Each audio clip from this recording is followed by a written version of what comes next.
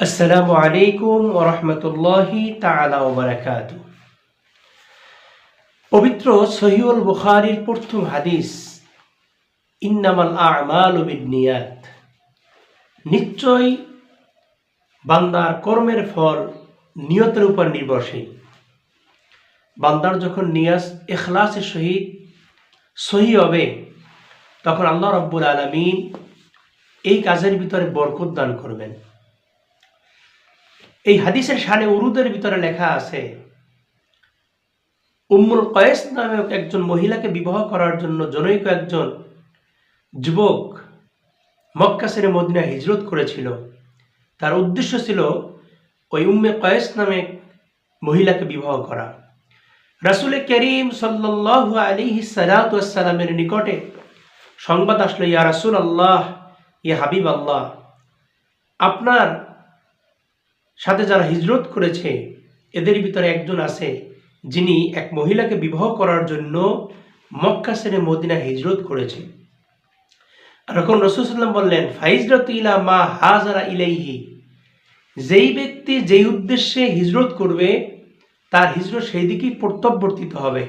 অর্থাৎ যে ব্যক্তি আল্লাহ এবং আল্লাহ রসুলের সন্তুষ্টির জন্য হিজরত করবে, ওই ব্যক্তির নিয়ত অনুযায়ী সেই হিজরতটা আল্লাহ এবং আল্লাহ রসুল সাল্লাল্লাহু আলাইহি ওয়াসাল্লামের দিকে প্রত্যাবর্তিত হবে। আর যদি ওই ব্যক্তি হিজরত করে কোনো দুনিয়াবি উদ্দেশ্যে অথবা কোনো মহিলাকে বিবাহ করার জন্য, তাহলে ওই ব্যক্তির সফর, ওই ব্যক্তির হিজরত সেই দিকেই প্রত্যাবর্তিত হবে। এই হাদিস দ্বারা বোঝা যায়, বান্দা যখন যে আমল করবে, আমলটা যেন ইখলাসের সহিত আল্লাহ রাব্বুল আলামিনের জন্য হয়। হাদিসে পাকের মধ্যে লেখা আছে, আখলিস দীনাকা ইয়াকফিকাল আমালুল কলিল, অল্প আমলই নাজাতের জন্য যথেষ্ট হবে। অর্থাৎ আমল যদি কম হয়, আমলটা যদি আল্লাহর জন্য ইখলাসের সহিত হয়, তাহলে এই আমলটা কম হইলেও তাকে আল্লাহর মুকাররাবিন, আল্লাহর নিকটবর্তী করে দিবে। এজন্য আমল যখন করা হবে তখন ইখলাসের সহিত আল্লাহকে পাওয়ার, আল্লাহর নৈকট্য হাসিল করার জন্য অবশ্যই করতে হবে।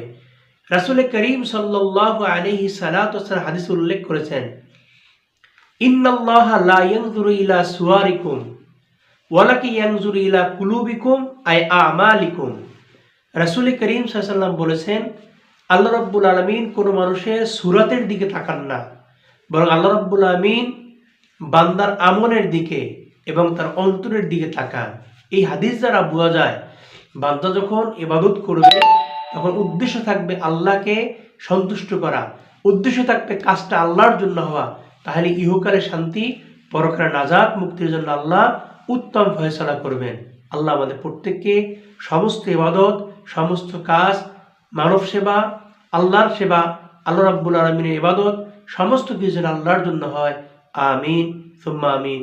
আসসালামু আলাইকুম ওয়া রাহমাতুল্লাহি ওয়া বারাকাতুহু।